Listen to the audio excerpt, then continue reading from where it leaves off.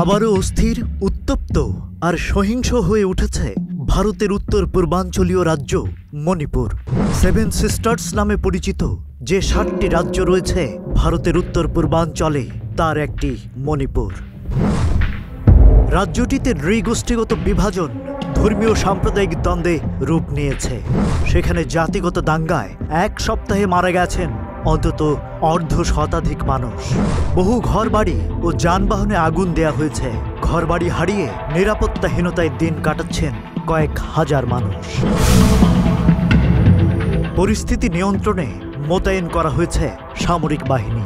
সহিংসতা মাথাচাড়া দেওয়ার নেপথ্য কারণ কি তা জানার চেষ্টা করেছে CNN BBC। তারা বলছে, জাতিগতভাবে বৈচিত্র্যময় এই জনপদে দশকের পর দশক ধরে বিচ্ছিন্নতাবাদী আন্দোলন ও সহিংসতার রাজনীতি সেখানকার মূল সংকট। গেল ৩ মে মণিপুরের চন্দ্রচূড় জেলায় বিক্ষোভ মিছিল ডাকে রাজ্যের আদিবাসী ছাত্রদের union all tribal students union ATS-UM।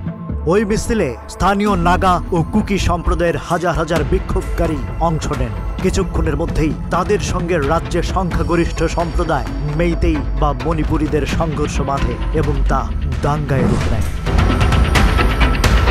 বিবিসির প্রতিবেদনে বলা হয়েছে, মণিপুরের সংখ্যাগুরু সম্প্রদায় হিন্দু মেইতেই জনগোষ্ঠীর।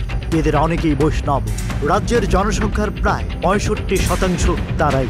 অন্যদিকে পাহাড়ি অঞ্চলে বাস করেন যেসব নাগা এবং কুকি উপজাতির মানুষ, তাদের একটা বড় অংশ খ্রিস্টান।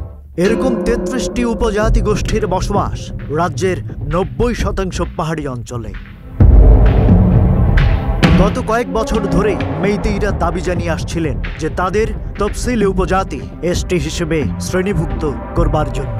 ভারতে যেসব সম্প্রদায় ঐতিহাসিকভাবে সমান সুযোগ সুবিধা থেকে বঞ্চিত হয়ে আসছে, তাদেরকে ST শ্রেণীভুক্ত করে তাদের জন্য সরকারি চাকরি, কলেজে ভর্তি ও নির্বাচিত জনপ্রতিনিধির আসন সংরক্ষণ করা হয়।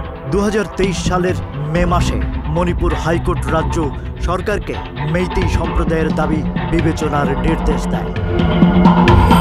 কিন্তু রাজ্যের অন্য উপজাতিগুলোর মধ্যে এত উদ্বেগ সৃষ্টি হয় যে মেইতেইদেরকে ST মর্যাদা দেয়া হলে তাদের চাকরির জন্য তীব্র প্রতিযোগিতার মুখে পড়তে হবে।